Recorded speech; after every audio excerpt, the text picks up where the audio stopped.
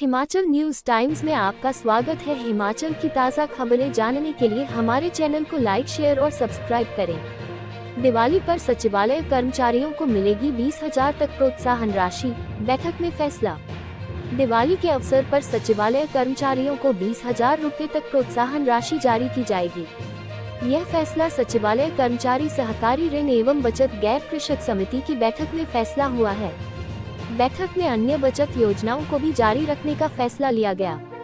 बैठक की अध्यक्षता समिति के अध्यक्ष राजेश भारद्वाज ने की। उन्होंने कहा कि यह फायदा उन लोगों को होगा जो समिति के सदस्य हैं।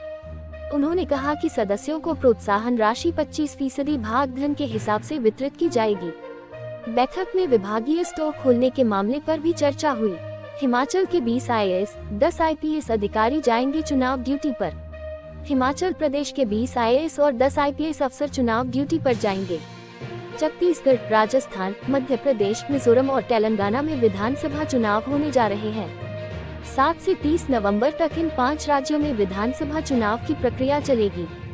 19 अक्टूबर से प्रदेश के IAS अफसर क्रमवार जाना शुरू होंगे। चुनाव आयोग की ओर से इन अधिकारियों की ड्यूटियां लगाई गई हैं। कौन सा अधिकारी किस राज्य में जाएगा, इसकी जानकारी आयोग की ओर से अलग से सरकार को दी जा रही है। चुनाव ड्यूटी के दौरान इन अधिकारियों के काम का अतिरिक्त कार्यभार अन्य अधिकारियों को सौंपा जाएगा। शीतकालीन स्कूलों में खेल कूद, सांस्कृतिक गतिविधियों पर रोक, शिक्षा निदेशालय ने जारी किए निर्देश। हिमाचल प्रदेश के शीतकालीन प्राइमरी और मिडिल स्कूलों में खेल कूद और सांस्कृतिक गतिविधियों पर रोक लगा दी गई है। दिसंबर 2023 में वार्षिक परीक्षाओं के चलते प्रारंभिक शिक्षा निदेशालय ने यह फैसला लिया है। नवंबर और दिसंबर के दौरान गैर शिक्षण गतिविधियों नहीं करने के लिए कहा गया है।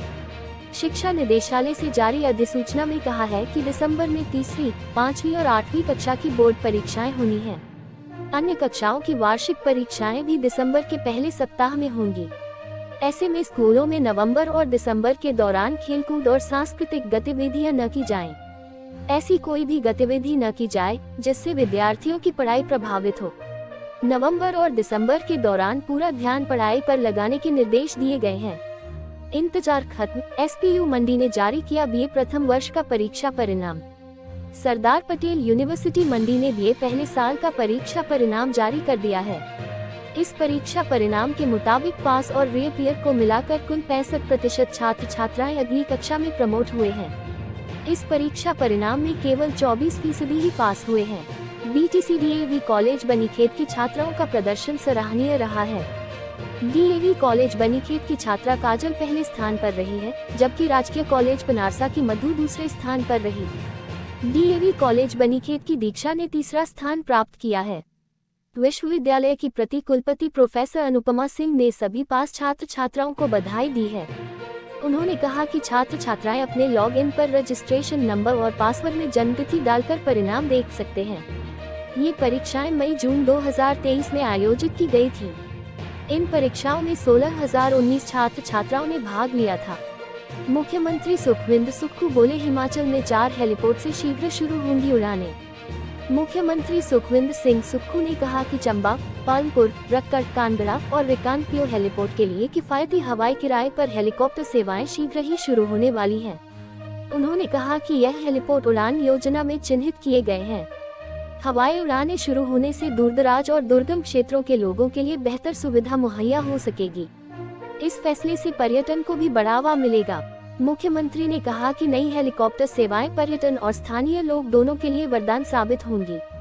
हिमाचल को पर्यटन राज्य के रूप में विकसित करना सरकार की प्राथमिकता है। उन्होंने कहा कि सरकार प्रदेश में पर्यटन बुनियादी ढांचे को सुदृढ़ करने, पर्यटकों की संख्या बढ़ाने और हवाई संपर्क और सुधार के लिए प्रतिबद्ध है। इस लक्ष्य को प्राप्त करने के लिए जिला मुख्यालयों पर हेलीपोर्ट स्थापित करने की योजना है। उन्होंने कहा कि कांगड़ा हवाई अड्डे का विस्तार भी प्रगति पर है।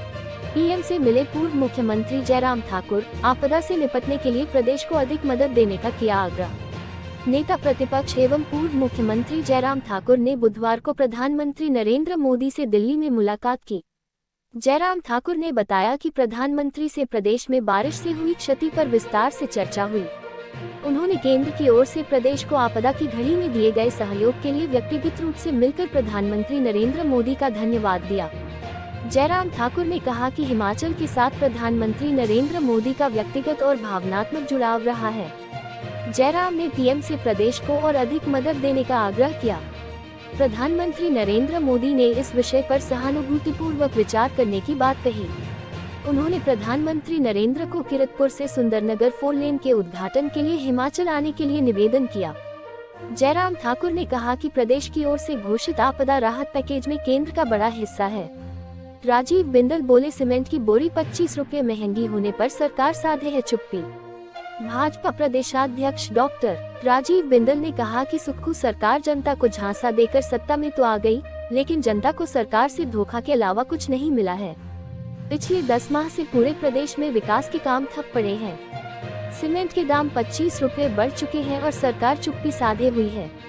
डिपुओं में राशन और डीजल के दाम बढ़ने से महंगाई की जनता पर दोहरी मार पड़ रही है। कहा कि कांग्रेस ने सत्ता में आने से पहले पहली कैबिनेट में 1 लाख नौकरियां सृजित करने की गारंटी दी थी। ये गारंटी किसी छोटे मोटे नेता ने नहीं बल्कि प्रियंका गांधी ने दी थी, लेकिन ये भर्ती कब होगी, कैसे होगी, स्थिति साफ नहीं है।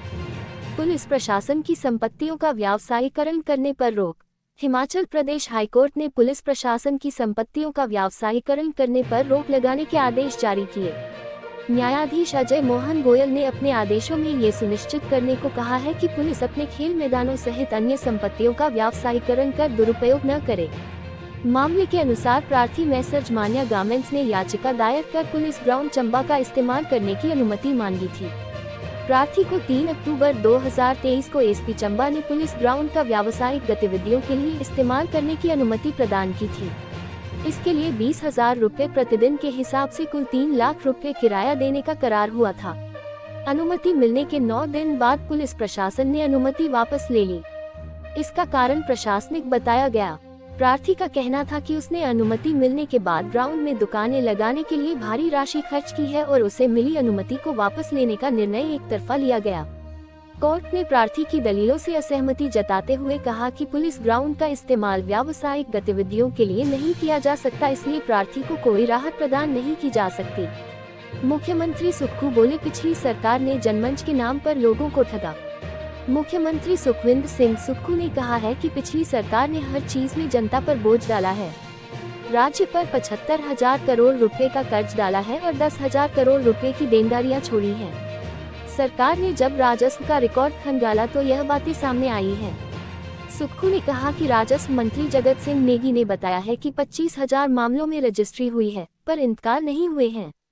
27,000 के करीब निशानदेही के मामले अभी तक लंबित हैं। भाजपा के लोग किस प्रकार से काम करते रहे, इसकी सच्चाई सबके सामने आ गई है। ये लोग जनमंच की बात करते थे, पर ये इंतकाल और पार्टीशन नहीं करवा सके।